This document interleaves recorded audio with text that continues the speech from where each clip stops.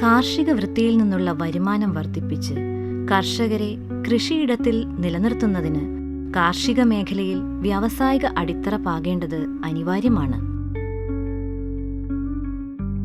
ഈ ലക്ഷ്യത്തോടുകൂടി കേരള കാർഷിക സർവകലാശാലയിൽ പ്രവർത്തിക്കുന്ന മികവിന്റെ കേന്ദ്രമാണ് റാഫ്താർ അഗ്രി ബിസിനസ് ഇൻക്യുബേറ്റർ. സംരംഭകത്വ വികസനത്തിനായുള്ള 200ഓളം പരിശീലന കളരികളിലൂടെ ഏകദേശം 5000ഓളം സംരംഭകരെ വാർത്തെടുക്കാൻ റാഫ്താർ അഗ്രി ബിസിനസ് ഇൻക്യുബേറ്ററിന് സാധിച്ചിട്ടുണ്ട്. കാർഷിക മേഖലയിലെ യന്ത്രവൽക്കരണത്തിന് പുതുരൂപം നൽകിയ ശ്രീ അനിൽ ബാബുവും ഇവരിൽ ഒരാളാണ്.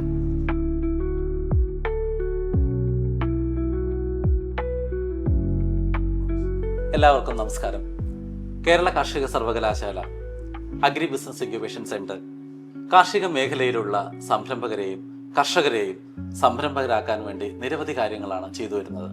കാർഷിക മേഖലയിലുള്ള ഫാം മെക്കനൈസേഷനിൽ കൂടുതൽ ഊന്നൽ നൽകി കർഷക സുഹൃത്തുക്കളെ സഹായിക്കുന്ന, പ്രത്യേകിച്ചും ഫാം മെക്കനൈസേഷൻ വഴി കർഷകരുടെ ഉൽപാദനവും ഉൽപാദനക്ഷമതയും കൂട്ടാമെന്ന് കാണിച്ചു തന്ന ഒരു വ്യക്തിയെയാണ് നമ്മളിന്ന് പരിചയപ്പെടുത്താൻ പോകുന്നത്.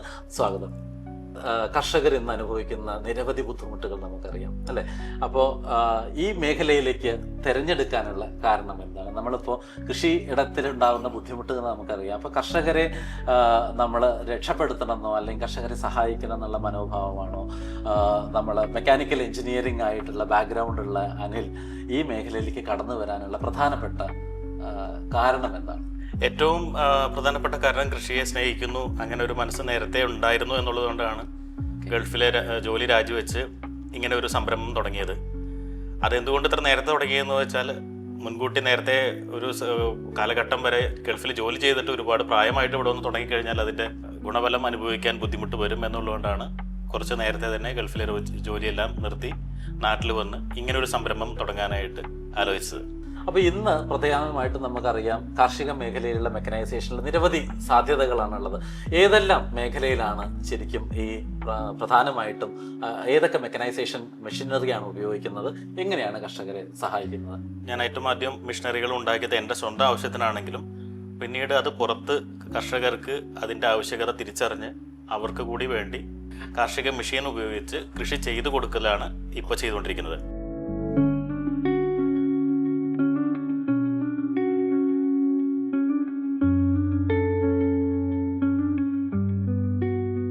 എൻ്റെ സ്റ്റാർട്ടപ്പിൻ്റെ പേരാണ് ആലത്തൂർ അഗ്രോ മെഷീൻസ്. ഞങ്ങൾ ഏറ്റവും നൂതനമായ സാങ്കേതികവിദ്യ ഉപയോഗിച്ച് നെൽ കർഷകർക്ക് വേണ്ടിയിട്ട് നെല്ല് കൃഷി ചെയ്ത് വിത്ത് വിതച്ച് പ്ലാന്റ് ചെയ്ത് കൊടുക്കുന്ന വർക്കാണ് ചെയ്തുകൊണ്ടിരിക്കുന്നത്. അതൊരു സർവീസാണ്. ആ സർവീസാണ് ഞങ്ങളിപ്പോൾ ചെയ്തുകൊണ്ടിരിക്കുന്നത്. അപ്പോൾ നെൽകൃഷിയിൽ തന്നെ ഏതെല്ലാം മേഖല? നെൽകൃഷിയിൽ നമ്മളിപ്പോൾ ഞാറ് നടൽ മുതൽ അല്ലെങ്കിൽ ഞാറ്റടി നിർമ്മാണം മുതൽ പിന്നെ അതിൻ്റെ സ്പ്രേയിങ് വരുന്നുണ്ട്, നമ്മളെ കള നിർമ്മാർജ്ജനം വരുന്നുണ്ട്, അതിനുശേഷം ഹാർവസ്റ്റിംഗ് വരുന്നുണ്ട്, അല്ലേ? അപ്പോൾ ഇതിനകത്ത് ഏതെല്ലാം മേഖലകളിലാണ് താങ്കൾ ഇടപെടുന്നത്? നെൽകൃഷിയിൽ ഏറ്റവും തുടക്കം മുതൽ അവസാനം വരെയുള്ള എല്ലാ മേഖലകളിലും ഇപ്പോൾ നമ്മൾ സേവനം കൊടുക്കുന്നുണ്ട്. നമ്മളിവിടുത്തെ പ്രോസസ്സിൽ നമ്മൾ നെല്ല് മണ്ണില്ലാതെയാണ് വളർത്തുന്നത്. അതായത് ഞാറ് വളർത്തുന്നത് മണ്ണില്ലാതെയാണ്. അപ്പോൾ നെല്ല് നമ്മൾ ക്ലീൻ ചെയ്ത് സ്യൂഡോമോണസൊക്കെ വെച്ച് ട്രീറ്റ് ചെയ്തതിന് ശേഷം അത് വെള്ളത്തിലിട്ട് മുളപ്പിക്കുകയാണ് ആദ്യം ചെയ്യുന്നത്. മുളപ്പിച്ചതിന് ശേഷം വളം മിക്സ് ചെയ്തിട്ടുള്ള മീഡിയയിലാണ് നമ്മൾ ഈ വിത്ത് മെഷീൻ ഉപയോഗിച്ച് വിതയ്ക്കുന്നത്. മീഡിയ നിറയ്ക്കുന്നതും മെഷീനിലാണ്, വിത്ത് വിതയ്ക്കുന്നതും മെഷീനിലാണ്. പിന്നെയുള്ള 16 ദിവസം ഇതിൻ്റെ വളർച്ച നഴ്സറിയിൽ നിന്നിട്ടാണ്. അപ്പോൾ അതിൽ കൃത്യമായ അളവിൽ നമ്മൾ വെള്ളവും വളവും മരുന്നുകളും നഴ്സറിയിൽ നമ്മൾ ഫെർട്ടിഗേഷൻ ഓട്ടോമാറ്റിക് യൂണിറ്റ് വെച്ചിട്ട് ഓട്ടോമൈസേഷൻ വഴിയാണ് നമ്മളത് കൊടുക്കുന്നത്. അപ്പോൾ അത് കാലാവസ്ഥയ്ക്കും ചൂടിനും അന്തരീക്ഷത്തിൻ്റെ ഈർപ്പത്തിനും അനുസരിച്ച് നമ്മളതിൽ വേണ്ട മാറ്റങ്ങൾ നമുക്ക് വരുത്താൻ കഴിയും. നമ്മളിത് പണ്ട് കൺവെൻഷൻ രീതിയിൽ നമ്മളിത് പാടത്താണ് വളർത്തിയിരുന്നത്. അപ്പോൾ നമുക്ക് പല കാര്യങ്ങളും വെള്ളമോ അല്ലെങ്കിൽ മറ്റ് വെയിലോ ചൂടോ കാര്യങ്ങളോ നമുക്ക് കൃത്യമായിട്ട് കൺട്രോൾ ചെയ്യാൻ പറ്റില്ല. നഴ്സറിയിൽ വളർത്തുമ്പോഴുള്ള ഗുണം എന്താണെന്ന് വെച്ചാൽ ഈ 16 ദിവസവും നമുക്ക് കൃത്യമായ ഇടവേളകളിൽ അതിന് വെള്ളം കൂട്ടുകയോ കുറയ്ക്കുകയോ ഒക്കെ ചെയ്യാനുള്ള സൗകര്യമുണ്ട്. അപ്പോൾ ഞാറ് നമുക്ക് നല്ല ആരോഗ്യമുള്ള ഞാറുകൾ നമുക്ക് കിട്ടും, നല്ല സീഡ്ലിങ്സ് നമുക്ക് കിട്ടും. അതാണ് അതിൻ്റെ അഡ്വാൻറ്റേജ്. നമ്മൾ 16 ദിവസത്തെ ഇവിടുത്തെ വളർച്ച കഴിഞ്ഞാൽ നമ്മൾ പ്രിപ്പയർ ചെയ്തിരിക്കുന്ന ഫീൽഡിലേക്ക് ഇവിടുന്ന് ട്രാൻസ്പോർട്ട് ചെയ്യലാണ് അടുത്ത ഘട്ടം. നമ്മൾ വളർത്തി വയ്ക്കുന്ന ഞാറ് ട്രേയിൽ നിന്ന് എടുത്ത് നമ്മൾ റോൾ ചെയ്തതിന് ശേഷം അത് ക്രൈറ്റുകളിലാക്കി പാക്ക് ചെയ്യും. അപ്പോൾ ക്രൈറ്റുകളിലാക്കി പാക്ക് ചെയ്യുമ്പോൾ ഇതിന് പ്രത്യേകിച്ച് പരിക്കുകളൊന്നും വരാതിരിക്കാൻ വേണ്ടിയിട്ടും ട്രാൻസ്പോർട്ട് ചെയ്യാൻ ഹാൻഡിൽ ചെയ്യാൻ എളുപ്പം ആവാൻ വേണ്ടിയിട്ടുമാണ്. ട്രാൻസ്പോർട്ടേഷനിൽ പരിക്ക് പറ്റിക്കഴിഞ്ഞാൽ അത് പ്ലാന്റിങ്ങിൽ നമ്മൾ കാര്യമായിട്ട് ബാധിക്കും. അതുകൊണ്ട് ക്രൈറ്റുകളിൽ നിറച്ചതിന് ശേഷം അത് നമ്മൾ ലോറിയിൽ ലോഡ് ചെയ്തതിന് ശേഷം നമുക്ക് കേരളത്തിൻ്റെ ഏത് ഭാഗത്തേക്ക് വേണമെങ്കിലും നമുക്കത് ട്രാൻസ്പോർട്ട് ചെയ്യാൻ പറ്റും. ഇത് കഴിഞ്ഞ് നമ്മൾ സൈറ്റിൽ പോയിട്ട് അത് മെഷീൻ ഇരിക്കുന്ന സ്ഥലത്തേക്ക് നമ്മൾ എത്തിക്കുകയാണ് ചെയ്യുന്നത്.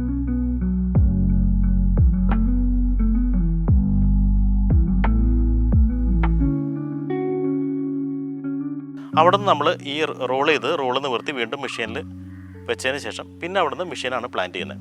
അപ്പോൾ മെഷീൻ പ്ലാന്റിങ്ങിൽ ഏറ്റവും പ്രധാനം ഞാറിൻ്റെ ക്വാളിറ്റിയാണ്. നല്ല ക്വാളിറ്റിയുള്ള ഞാറ് ഉണ്ടാക്കിയാൽ മാത്രമേ പ്ലാന്റിങ് നന്നാവുള്ളൂ. ഒരു 70% 75% പ്ലാന്റിങ്ങിൻ്റെ ക്വാളിറ്റി വരുന്നത് നമ്മൾ ഞാറിൻ്റെ ക്വാളിറ്റിയിലാണ്. അപ്പോൾ അതുകൊണ്ടാണ് നമ്മൾ ഞാറ് അത്രയും വളരെ കെയർഫുള്ളായിട്ട് നമ്മൾ വളർത്തിയെടുക്കുന്നത്.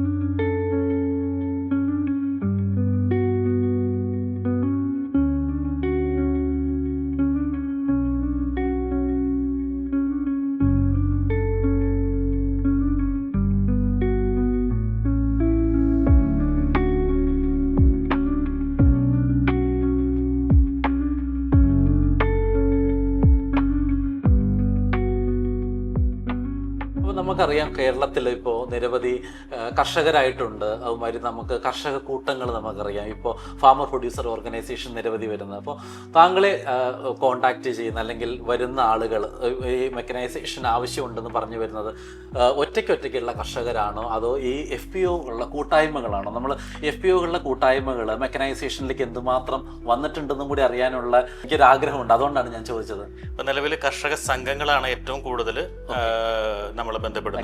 പാടശേഖര സമിതികൾ പോലെയുള്ള കർഷക സംഘങ്ങളാണ് ഏറ്റവും കൂടുതൽ നമ്മളെ ബന്ധപ്പെട്ടിട്ട് ഞങ്ങൾ അവർക്ക് സേവനം കൊടുക്കുന്നത്. ഇതുകൂടാതെ വ്യക്തിഗതമായിട്ട് ബന്ധപ്പെടുന്ന കർഷകരുമുണ്ട്. എൻ്റെ പേര് ഷിജി. എൻ്റെ വീട് വരുന്നത് തൃശ്ശൂർ ഡിസ്ട്രിക്റ്റിലെ പുത്തൂര് ദേശത്ത് പുത്തങ്കാട് എന്ന് പറയുന്ന സ്ഥലത്താണ്. ഇതൊരു 8 ഏക്കറോളം പാടശേഖരമാണ്. ശരിക്കും പറയാന്ന് വെച്ച് കഴിഞ്ഞാൽ ഇക്കൊല്ലാണ് ശരിക്കും ഞങ്ങൾ വ്യത്യസ്ത ഒരു കൃഷി രീതിയെ കുറിച്ച് ഒരാൾ എൻ്റെ ട്രാക്ടർ കൊണ്ടുവരുന്ന ആളാണ് എനിക്ക് ആളെ ഇൻട്രൊഡ്യൂസ് ചെയ്യുന്നത്. ഒരു ബാബു എന്ന് പറഞ്ഞിട്ട് മാളയിലാണ് ആളെ വീട്. എങ്ങനെ നമ്മുടെയൊക്കെ ഒരു മാൻ പവർ വളരെയധികം കുറച്ചിട്ട് നമുക്ക് വളരെ നല്ല രീതിയിൽ ഒരു കൃഷി ചെയ്തെടുക്കാൻ പറ്റുന്നുള്ള പുതിയ ഐഡിയകളൊക്കെ ബാബു നമുക്ക് തരുണ്ടായി. വളരെ സന്തോഷത്തോടു കൂടി ഞങ്ങളത് ഏറ്റെടുക്കുകയും ബാബുവിൻ്റെ നിർദ്ദേശപ്രകാരം ഞങ്ങൾ കാര്യങ്ങളൊക്കെ അവതരിപ്പിച്ചപ്പോൾ അപ്പോൾ നമ്മൾ കൃഷി ചെയ്തു. അതിൻ്റെ പാകത്തിനുള്ളത് ബാബു ഒന്ന് അത് നോക്കിയിട്ട് നമ്മുടെ നടിയിൽ നടത്താനുള്ള മിഷനറീസും കാര്യങ്ങളും കൊണ്ടുവന്ന് നടിയിൽ നടത്തി. എത്ര വർഷമായിട്ട് ഇപ്പോൾ ഈ മേഖലയിൽ പ്രവർത്തിച്ചു വരുന്നത്? 8 വർഷമായിട്ട് ഈ മേഖലയിലുണ്ട്. അപ്പോൾ ഇപ്പോൾ നമ്മൾ മെക്കനൈസേഷൻ താങ്കളുടെ അനുഭവത്തിന്റെ പുറത്ത് കേരളത്തിലെ നെൽകൃഷി മേഖലയിൽ ഇപ്പോൾ തൃശ്ശൂർ ജില്ലയിലും വിവിധ ജില്ലകളിൽ ഇടപെടുന്നുണ്ട്. അപ്പോൾ കൃഷി മേഖലയിൽ ഈ മെക്കനൈസേഷനുള്ള പ്രാധാന്യം അതിനനുസരിച്ച് മെക്കനൈസേഷൻ ഉള്ള സ്ഥലത്ത് നെൽകൃഷിയെ നമുക്ക് കൂടുതൽ മുന്നോട്ട് വരാനുള്ള ഒരു കർഷക കൂട്ടായ്മകളും കർഷക സംഘങ്ങളും മുന്നോട്ട് വരുന്നതായിട്ട് ശ്രദ്ധിച്ചിട്ടുണ്ടോ? തീർച്ചയായിട്ടും ഉണ്ട്. 1990-കളുടെ ശേഷം നിലച്ചു പോയ നെൽകൃഷി വീണ്ടും കേരളത്തിൽ ഒരു 2005 മുതൽ വീണ്ടും പുനരുദ്ധരിച്ച് വരാനുള്ള പ്രധാന കാരണം നെൽകൃഷിയിൽ നിലവിൽ ലഭ്യമായിട്ടുള്ള മെക്കനൈസേഷൻ കൊണ്ട് മാത്രമാണ്. അതിനകത്ത് നമ്മളുടെ നൂതന സാങ്കേതിക വിദ്യകളെ ഡ്രോൺസ് എല്ലാം നമ്മൾ കർഷകർ ഉപയോഗിക്കുന്നുണ്ട്. അപ്പോൾ ഡ്രോൺ ഉപയോഗിച്ചിട്ടുള്ള ഒരു കർഷകരുടെ അല്ലെങ്കിൽ കാർഷിക മേഖലയിൽ ഇടപെടലുകൾ താങ്കൾ നടത്തുന്നുണ്ടോ? താങ്കളുടെ ഉണ്ട്, തീർച്ചയായിട്ടും ഉണ്ട്. കേടുകൾ തീർക്കാനുള്ള ഇപ്പോൾ മരുന്നുകൾ, നമ്മൾ ജൈവ മരുന്നുകളെല്ലാം ഇപ്പം വിപണിയിൽ ലഭ്യമാണ്. പിന്നീട് ഒരു പ്രശ്നം എന്ന് പറഞ്ഞു കഴിഞ്ഞാൽ മരുന്നടിക്കുക, അങ്ങനത്തെ കുറേ പ്രശ്നങ്ങളുണ്ടായിരുന്നു. അപ്പോൾ അതിനും അനിൽ ബാബുവിൻ്റെ നിർദ്ദേശപ്രകാരം ഞങ്ങൾ ഇപ്പോഴത്തെ പുതിയ ടെക്നോളജി അനുസരിച്ചിട്ട് ഡ്രോണൊക്കെ കൊണ്ടുവന്നു. നമുക്കൊരു പുതിയ അനുഭവമാണ് അതൊക്കെ പറഞ്ഞു കഴിഞ്ഞാൽ. അപ്പോൾ നമുക്കെന്തെന്ന് പറഞ്ഞു കഴിഞ്ഞാൽ ശരിക്കും പറഞ്ഞു കഴിഞ്ഞാൽ ഒരാളെ വിളിച്ച് നമുക്ക് മരുന്നടിക്കാനുള്ള ബുദ്ധിമുട്ട് വളരെയധികം കഷ്ടപ്പെട്ടുകൊണ്ടിരിക്കുന്നു. കാരണം വെച്ച് കഴിഞ്ഞാൽ വളരെ എക്സ്പെൻസാണ്. അപ്പോൾ എക്സ്പെൻസ് ഒക്കെ കുറയ്ക്കാനായിട്ട് അതുകൊണ്ട് സാധിച്ചിട്ടുണ്ട്. എങ്ങനെ കാർഷിക സർവകലാശാല നിങ്ങളുടെ ജീവിതത്തിൽ അല്ലെങ്കിൽ നിങ്ങളുടെ സംരംഭകത്വ മേഖലയിൽ ഇടപെട്ടിട്ടുണ്ട് എന്നൊന്ന് പറയാൻ സാധിക്കുമോ? 2019 ആദ്യത്തെ കൊഹോട്ടിൽ അറ്റൻഡ് ചെയ്യുന്നത് വരെയും എൻ്റെ ഈ സേവന മേഖല ഒരു കുത്തഴിഞ്ഞ രീതിയിലാണ് പോയിക്കൊണ്ടിരുന്നത്. അത് കൃത്യമായി എങ്ങനെ എവിടെയൊക്കെ എന്തൊക്കെ ചെയ്യണം എന്നുള്ള വ്യക്തമായ നിർദ്ദേശങ്ങളും അതിന് വേണ്ട ഇപ്പോഴും ഇന്നത്തെ സമയം വരെയും അതിൻ്റെ എല്ലാ നിർദ്ദേശങ്ങളും അതിൻ്റെ മാർഗനിർദ്ദേശങ്ങളെല്ലാം എനിക്ക് തന്നുകൊണ്ടിരിക്കുന്നത് റഫ്റ്റാറിൽ നിന്ന്. അതിനുശേഷമാണ് ബിസിനസ്സിൽ ഏതൊക്കെ നമ്മൾ ചെയ്യണം, അല്ലെങ്കിൽ ഏതൊക്കെ ചെയ്യാൻ പാടില്ല, കാർഷിക മേഖലയിൽ ഏതൊക്കെ ചെയ്യണം, അതിൽ നമ്മൾ കർഷകർക്ക് വേണ്ടിയിട്ട് എന്തെല്ലാം ചെയ്യണം, ഏതെല്ലാം ഭാഗങ്ങളിൽ നമ്മൾ ശ്രദ്ധയൂന്നണം, ഏതൊക്കെ കാര്യങ്ങൾ നമ്മൾ മാറ്റം വരുത്തണം എന്ന് വ്യക്തമായൊരു നിർദ്ദേശം കിട്ടിയത് ഇവിടുത്തെ കോഹോട്ടിനും ഇവിടുത്തെ മാർഗ്ഗനിർദ്ദേശം കിട്ടിയതിന് ശേഷമാണ്.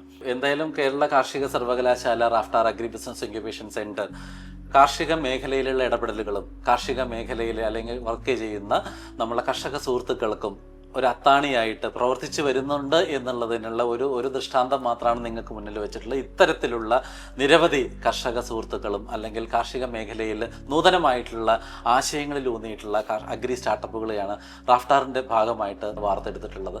അപ്പോൾ അതിലുള്ള ഒരാളെയാണ് നമ്മൾ ഇന്ന് പരിചയപ്പെട്ടുള്ളത്. അങ്ങനെ 230ഓളം സംരംഭക സുഹൃത്തുക്കൾ കേരള കാർഷിക സർവകലാശാല അഗ്രി ബിസിനസ് ഇൻക്യുബേഷൻ സെന്ററിലുണ്ട്.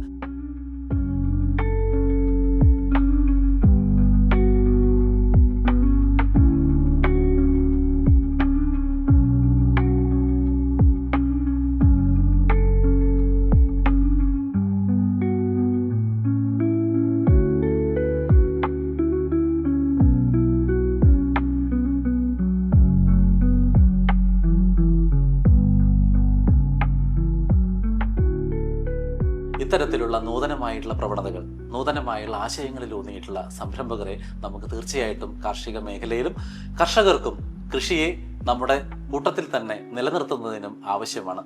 അതിനുവേണ്ടി അഗ്രി ബിസിനസ് ഇൻക്യുബേഷൻ സെന്ററും കാർഷിക സർവകലാശാലയും സദാ സന്നദ്ധമാണ്.